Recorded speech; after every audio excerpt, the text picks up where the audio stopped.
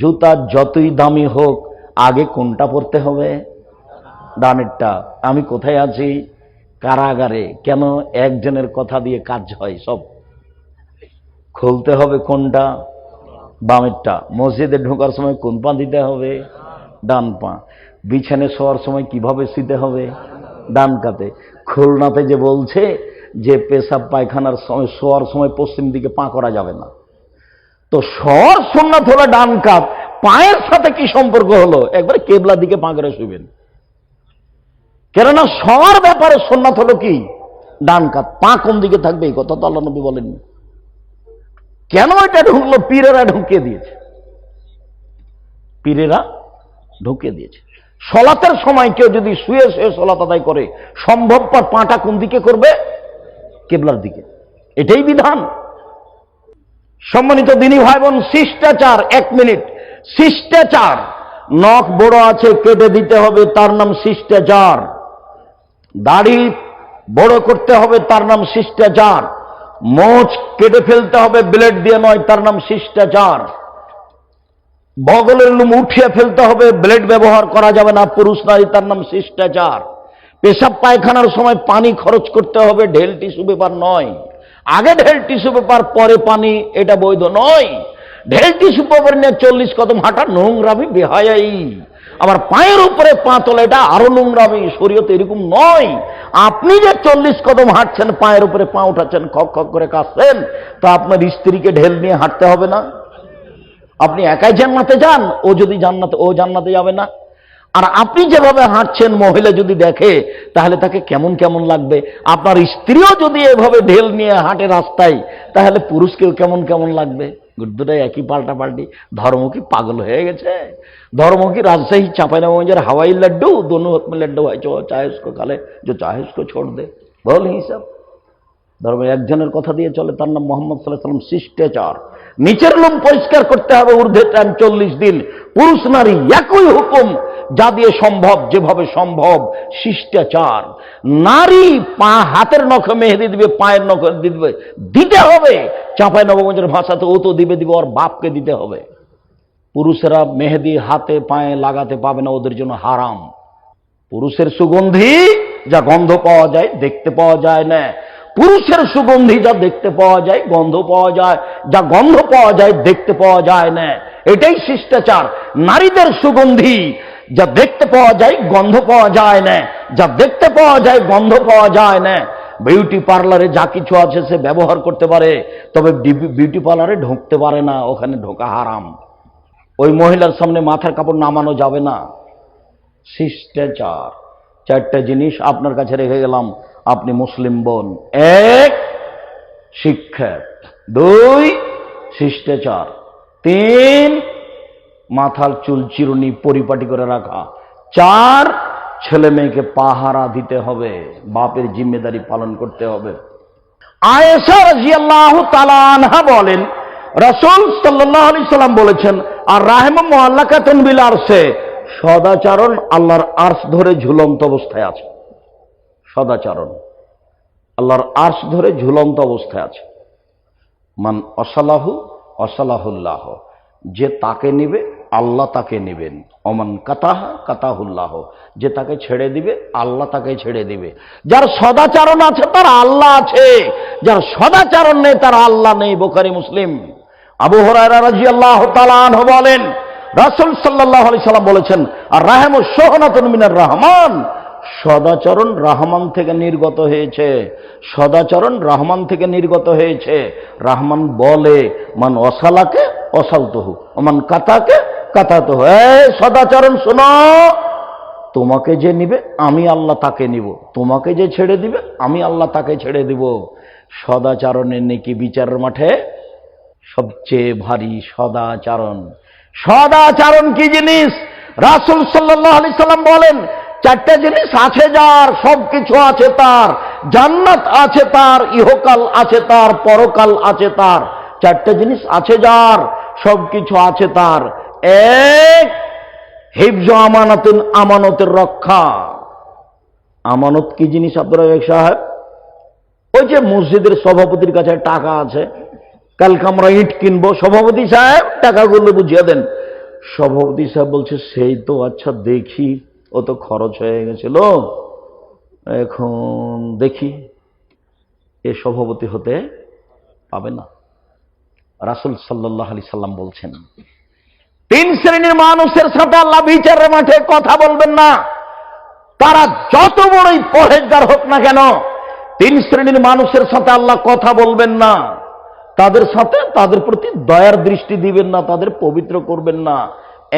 এক, মালিকুন কাজ্জাব, মিথ্যুক দায়িত্বশীল, মিথ্যুক মসজিদের সভাপতি, মিথ্যুক স্কুলের সভাপতি, মিথ্যুক চেয়ারম্যান, মিথ্যুক মেম্বার, মিথ্যুক হেড মাওলানা, মিথ্যুক হেডমাস্টার, মিথ্যুক প্রিন্সিপাল, মিথ্যুক জেল সুপার, মিথ্যুক ডিসি, মিথ্যুক এডিসি, মিথ্যুক টিওনো, মিথ্যুক এওনো, যারা যেখানে মিথ্যা কথায় দায়িত্ব পালন করে, সে যত বড়ই পরহেজগার হোক, আল্লাহ তার সাথে কথা বলবেন না। প্রতি বছর যদি হজ করে হবে না, প্রতি বছর উমরা করলে হবে না। দুই, শাইখুন জানিন, বেশি বয়সে জেনা করে যে, তার সাথে আল্লাহ কথা বলবেন না। তিন, টাকনোর নিজে পায়জামা প্যান্ট লুঙ্গি পরে যে, তার সাথে আল্লাহ কথা বলবেন না। খুব সাবধান। শিষ্টাচারের কথার শেষের দিকে এসে কথাটা বলছিলাম, চারটে জিনিস আছে যার, সবকিছু আছে তার। এক, আমানতের রক্ষা। দুই, হুসন খালিকাতিন, ভালো আচরণ।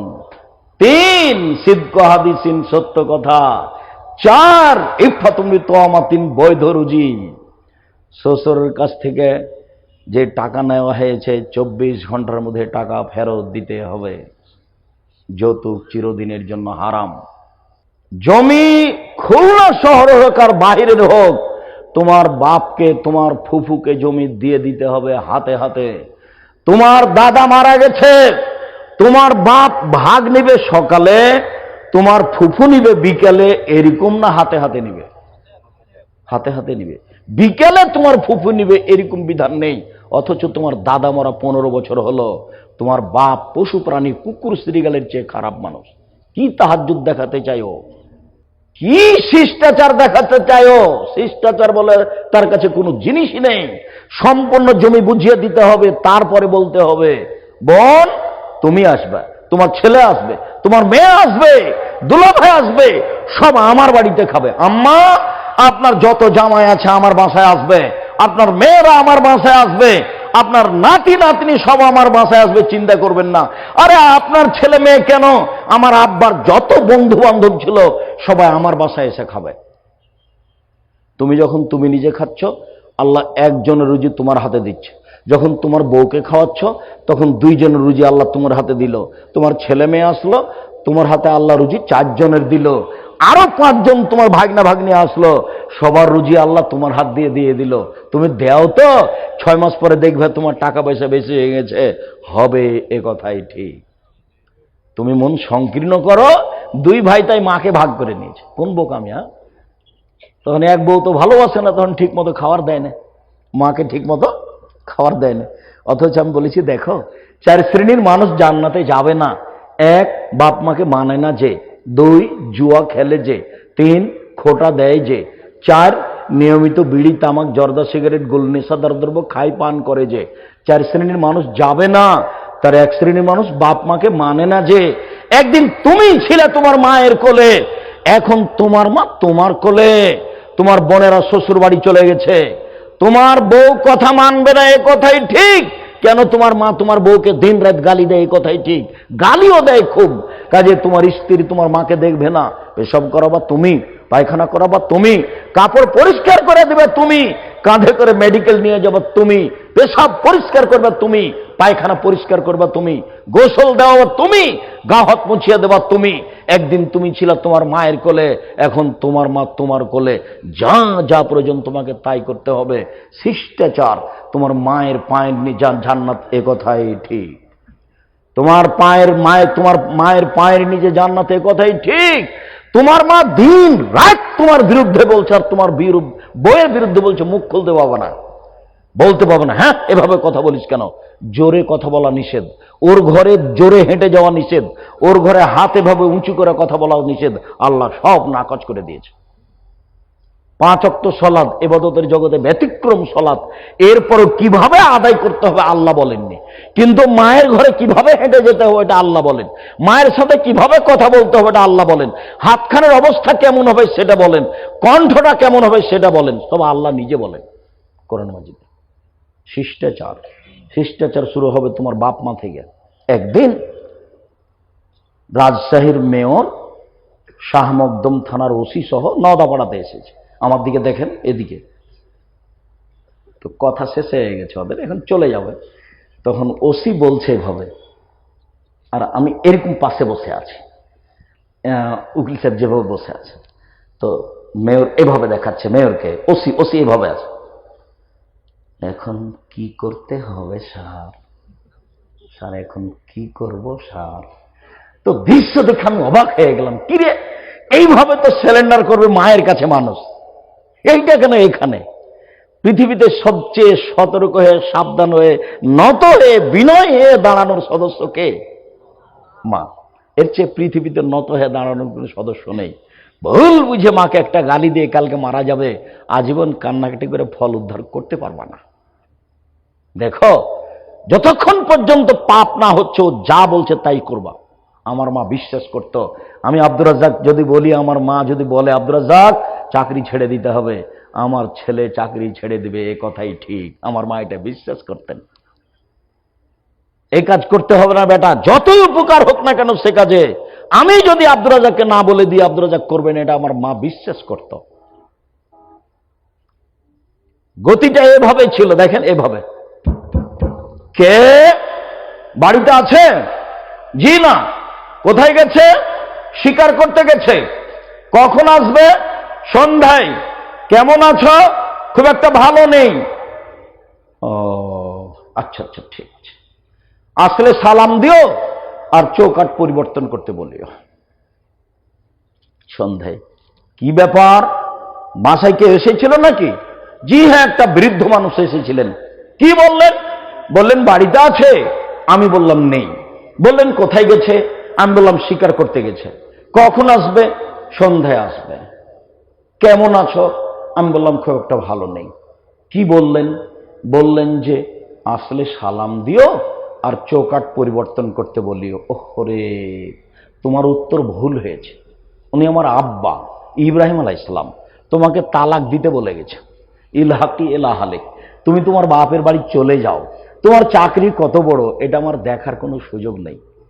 তুমি কত বড় সুন্দরী মমতাজ বেগম এটা আমার বোঝার কোনো সুযোগ নেই। আমার কোনো সুযোগই নেই। আমার আব্বা যা বলেছেন তাই হবে।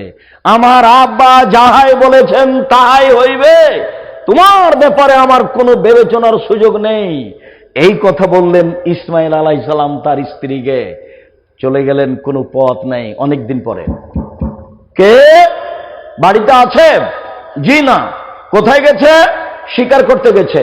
কখন আসবে? সন্ধ্যায়। কেমন আছো? আলহামদুলিল্লাহ। উত্তর উল্টে গেছে, ওটা নয়, এটা উত্তর।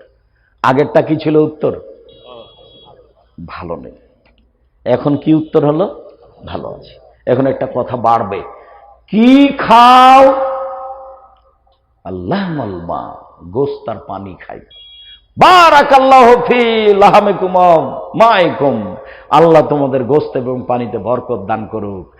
আচ্ছা ঠিক আছে, আসলে সালাম দিও, চৌকাঠ বহাল রাখতে বলিও। কি ব্যাপার, কেউ এসেছিল? জি, একজন বৃদ্ধ মানুষ এসেছিলেন।